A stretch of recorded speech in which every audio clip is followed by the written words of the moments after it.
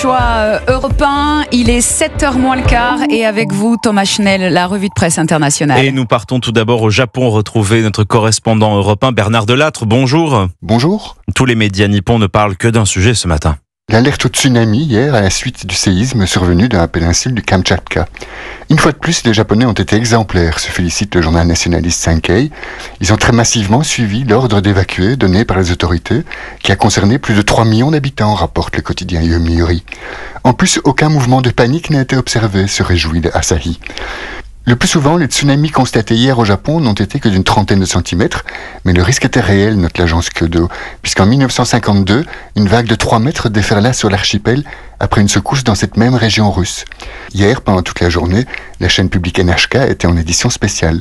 Le Tokyo Shimbun salue sa mobilisation remarquable, alors que dans le même temps, déplore-t-il, sur les réseaux sociaux, ce fut un déluge de fausses informations, de ragots infondés et de vidéos truquées. Nous partons maintenant en Italie retrouver Antonino Gallofaro. Qu'est-ce qui fait la une des médias italiens ? Ce vaste scandale de corruption dans le secteur immobilier à Milan.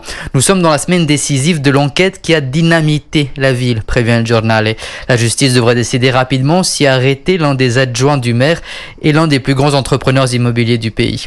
Le pure player Il Post explique l'affaire clairement. Il existe un système, un groupe de personnes, des membres de la mairie, des fonctionnaires et des promoteurs immobiliers qui auraient favorisé l'octroi de permis de construire illégaux. Leur but, poursuit le média, spéculer à travers de grands projets immobiliers. Le scandale n'a pas ébranlé le maire qui n'a pas démissionné comme l'écrit l'ANSA. Selon l'agence de presse, Giuseppe Sala a défendu son intégrité morale et a un travail mené toujours dans l'intérêt de la ville. Dernière étape ce matin au Maroc avec Alexandre Blanc. De quoi parlent les journaux marocains, Alexandre ? Eh bien, de l'application Glovo qui se retrouve pour la première fois confrontée à la grogne de ses livreurs, titre le 360. Le média en ligne liste les motifs de leur colère: précarité des conditions de travail, faiblesse des rémunérations, à peine 60 centimes d'euros par commande livrée.